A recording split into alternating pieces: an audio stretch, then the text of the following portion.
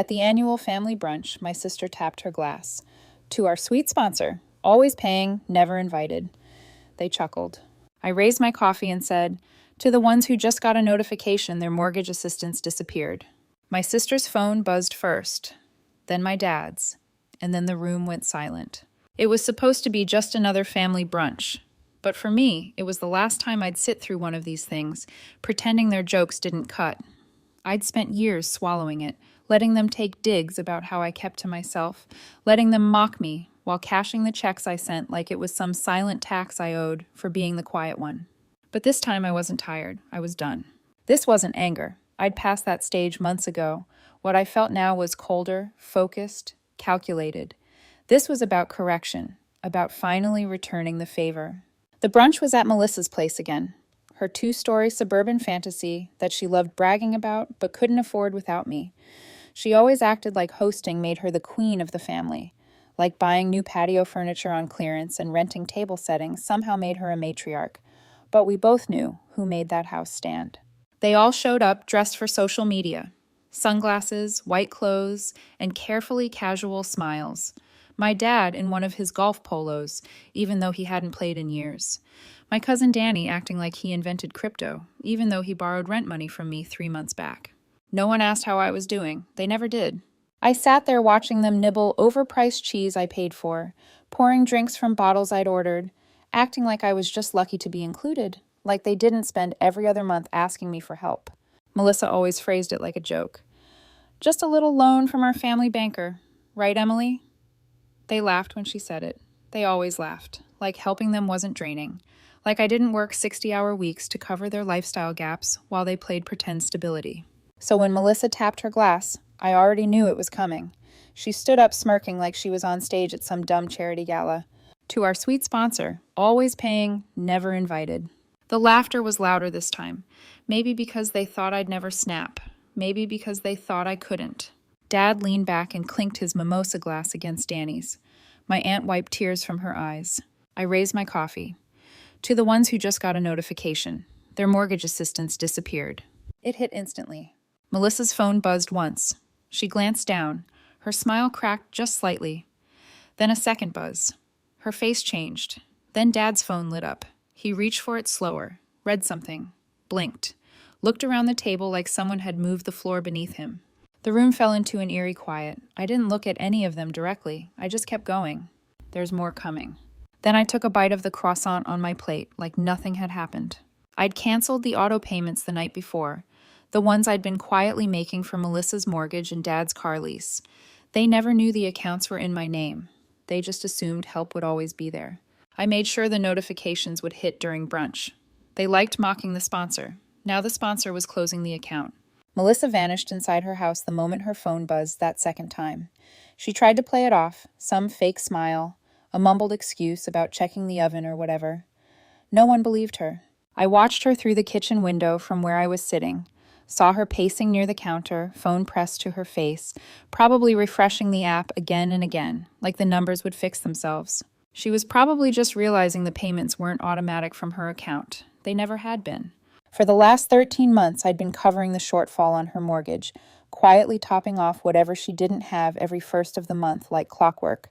She told herself she was managing, but that management relied entirely on me, and now it was gone.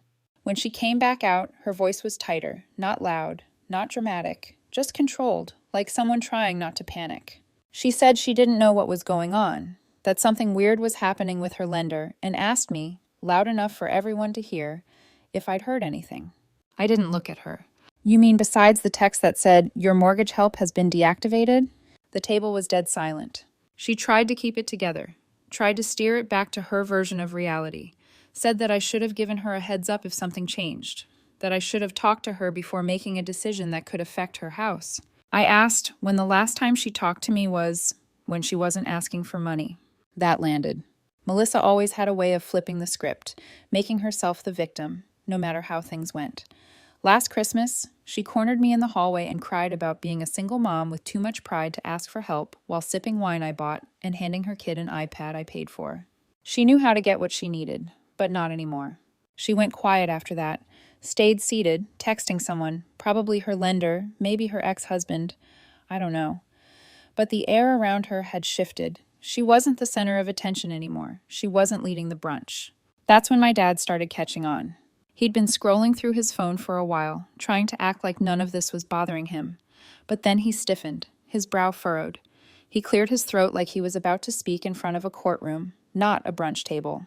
He asked if I'd done something with his lease, said he just got a message that the payment didn't go through, that the dealership would be in touch. I didn't look up, just said, "I stopped paying it. You said you wanted to be more independent." He blinked, then laughed nervously like I'd made a joke. I didn't. He said we had an agreement, that he'd pay me back, that I told him I'd cover it until his real estate project picked up. That was over a year ago. I hadn't seen a dime. He made more promises than he made phone calls. I reminded him of something he once said to me when I was 16 and asked for help with a school laptop. He told me, word for word, "You want something? You figure out how to get it. That's how life works." He didn't remember saying it, but I did. Melissa finally looked up from her phone. She could feel it too. The change in temperature, the way the rest of the table had gone still, eyes darting between the three of us like they'd accidentally sat down in the middle of a hostage negotiation. I sat back in my chair, took another sip of coffee, didn't even look at them when I said, "This is just the beginning. You'll start understanding what it feels like to be expected to give everything and get nothing." No one laughed now.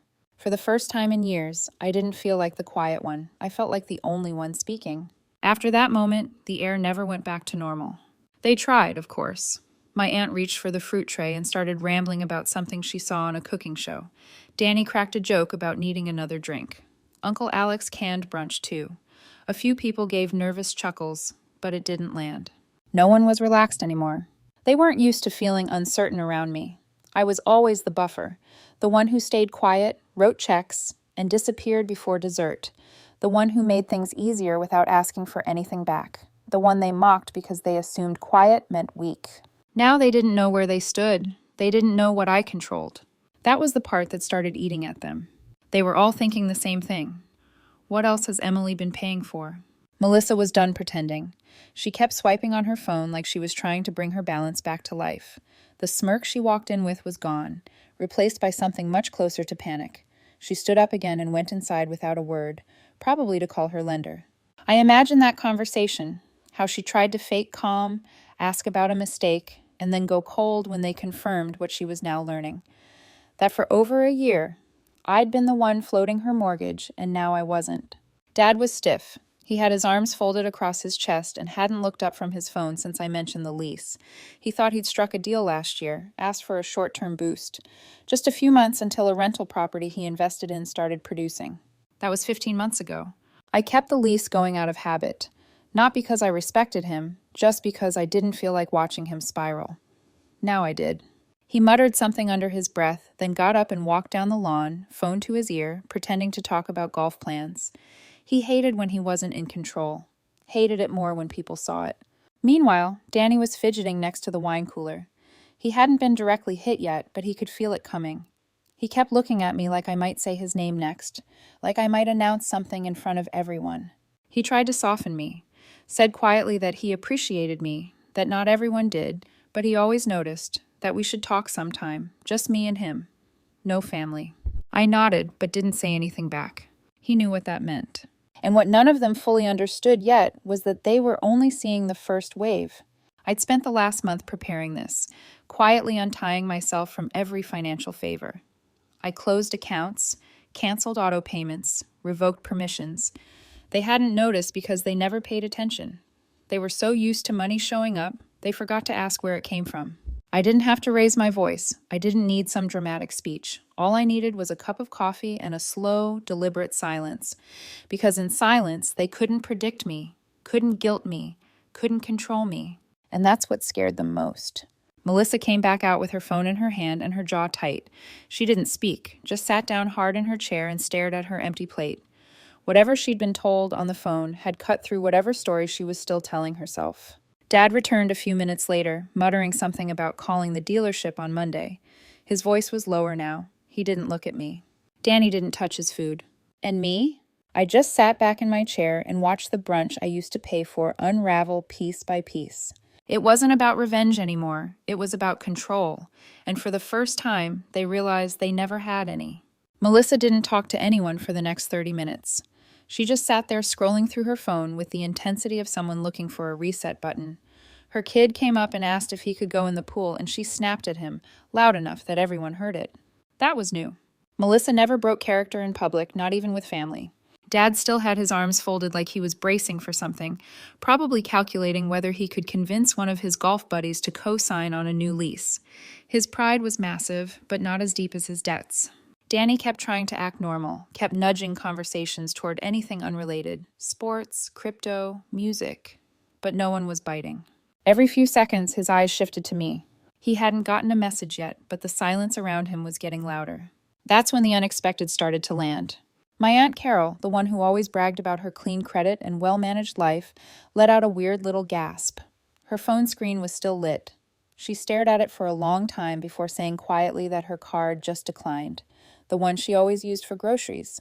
Everyone looked at her. She looked at me. I never told them this, but months ago, she had asked for a one-time emergency top-up on her bank card when her unemployment ran out early. She said it was just for a month or two. I didn't even ask for details. I just connected a recurring payment to a sub-account she gave me and let it run. It wasn't much, but it was enough to keep her from spiraling. I had just canceled it the night before. You'd think a few hundred wouldn't cause panic, but it's not the amount. It's the message. I could feel the shift. No one said it out loud, but they were all thinking it. How deep does this go? Then it happened. Another twist I didn't plan for. Melissa's husband, Rob, came outside. He wasn't supposed to be here. They'd been taking a break for months. He didn't speak to anyone at first, just walked up to her and whispered something. She looked like she was about to explode. Then she turned to me. "Did you tell him?" I blinked. "Tell him what?" "That the house might be in default, that we might lose it, that I've been taking your help. Did you tell him?" I shook my head. Didn't need to. She turned back to Rob and they walked inside together. You could practically see the argument brewing in the air behind them. I hadn't told him anything, but I knew he was subscribed to the same credit monitoring service I was. And if the alerts were still on the account, tied to their shared mortgage, he would have gotten them the second the payment stopped. They always thought the danger was me talking. But the truth was, I didn't have to say a word. I'd set everything up so that once I stepped back, the truth would start telling itself. More phones started buzzing around the table. My cousin Jenny, who had asked for help with a temporary rent hike in her apartment downtown, suddenly looked like she saw a ghost. She was halfway through telling someone about a bachelorette party when she stopped mid-sentence and just stared at her phone. "This is broken," she mumbled. I didn't respond. They were unraveling. No tantrums, no screaming, no drama, just a clean and sudden withdrawal of energy, and watching the machine stop working without it. I sipped my drink and leaned back. No one was laughing anymore, not even Danny. They still didn't know how much more I had pulled, and I still wasn't done. No one was eating anymore. The brunch had turned into a lineup. The perfectly curated meal Melissa had posted on Instagram that morning was just sitting there untouched. The ice in the drinks had melted. The air had thickened. The laughter from earlier felt like it belonged to a different event entirely. I didn't say a word. I didn't need to. I'd already done the talking. Danny was the first to break. He stood and motioned for me to follow him toward the side gate like we were teenagers sneaking out for a cigarette. I followed, curious more than anything. I wanted to see what his version of panic looked like. He asked if I'd heard anything about a weird flag on his loan application. Said it was probably nothing, but he figured maybe it had something to do with the crypto thing he was setting up. His voice was cracking by the third sentence. He had no idea I'd already seen it. That the moment he used my business name as a reference without asking, I got an alert. He didn't even spell it right. I told him I'd removed my name from everything he'd ever linked me to. Bank references, credit pulls, personal guarantees, all of it. And while I was at it, I flagged his LLC with 3 different bureaus for suspicious use of third-party financials. His face fell. He didn't yell, didn't argue. He just blinked like he couldn't believe it was really happening. "You said you believed in my project," he whispered. "I believed in you not using me without asking." We went back to the table, and everyone was quiet again. Melissa's son was inside now. Cartoons were blaring from the living room, the only noise left in the house. Rob was gone. She didn't say where he went, but I could guess. Carol was texting furiously, probably trying to freeze her card or get a customer service agent to reverse the decline. Jenny was still glued to her phone. Her face said enough. Whatever funding she thought she had wasn't there anymore. Dad looked like someone had unplugged his spine. He wasn't even pretending to scroll anymore, just staring at the table like it might solve something for him. I waited a few minutes, letting the wait settle in, letting them sit with the reality that they weren't in control anymore and hadn't been for a long time. Then I said it. You've all been living under the idea that I'd never stop, that no matter what you said, no matter how little you gave back, I'd always come through. But that's over. This isn't a phase, it's the new rule. Melissa's mouth opened like she was going to say something sharp, but nothing came out. I went on. No loans, no top-offs, no behind-the-scenes favors. I've shut it all down. Whatever you need, find someone else, or don't. I'm not your safety net anymore. I didn't yell. I didn't flinch. And they didn't argue, not one of them. Because somewhere between the buzzing phones and the canceled accounts, they started to get it. They were no longer looking at the version of me they'd grown used to. The woman who paid for things quietly in the background, who let their jokes slide, who handled things so smoothly they never even saw the wires. That woman was gone. And the new version? They didn't know what I was capable of yet, but they were starting to wonder. They didn't say sorry, not that day. They weren't ready to admit anything yet. But the way they sat, quiet, uncertain, watching me like I was someone new, they didn't have to. The shift had already happened. Melissa hadn't looked at me once since Rob left. Her posture had collapsed completely, shoulders curled in, the way someone sits when they know there's nothing left to defend. Her phone was face down now, silent like even it had given up trying to save her. She was thinking about her kid, about the bills due this week, about the calls that were definitely coming Monday morning. Maybe for the first time she was feeling the real cost of living in a house you can't afford and pretending you can. Dad sat completely still. The man who used to bark orders at waiters and joke about old-school discipline hadn't said a word in 20 minutes. There was no plan left to spin. He knew the car would be gone by the end of the month, unless he came up with a miracle. The silence hit him hard. For the first time, maybe ever, he wasn't the loudest man at the table. Aunt Carol gave up trying to soften the mood. She'd been joking about it earlier, acting like her declined card was just a funny inconvenience. But now she was typing quietly, probably canceling deliveries or pulling up her balance, trying to figure out how she'd replace the couple hundred I'd been sending without telling anyone. She was always so proud.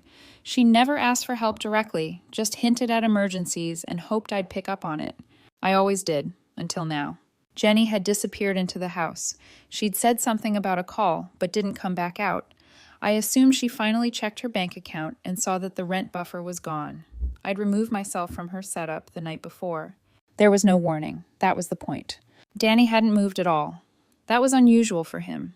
He was usually the loudest voice, always pitching some new scheme or talking about how close he was to a breakthrough. But now, nothing. Just silence. He kept staring at his phone, at the email from the loan company, the same one I saw when he used my business without permission. He knew I torched that for him, and he knew I wasn't bluffing when I said I wasn't finished. I stood up slowly, didn't make a scene, just finished my coffee, placed the cup down, and looked at them. "Thanks for brunch," I said. Melissa flinched slightly. Dad glanced up. No one responded. As I walked down the lawn toward the gate, I heard it. My dad calling out, "Hey!" That was it. Just that. No sentence, no apology, just a word hanging there like he wanted to pull something back but didn't know where to start. I kept walking. I got in my car and sat there for a minute before turning the engine. I didn't feel triumphant. Not exactly. What I felt was still, like I had finally stepped outside the grip they'd all quietly had on me for years. Like I had unplugged something that was never supposed to be running this long. They used to call me the sponsor, the one who always paid, who never asked questions, who laughed at their jokes, even when I knew I was the punchline. But now they didn't make jokes around me. Now they lowered their voices when I spoke. Now they feared losing me more than they feared asking for help. They didn't respect me because I gave. They respected me now because I stopped. And I liked it that way. And the update.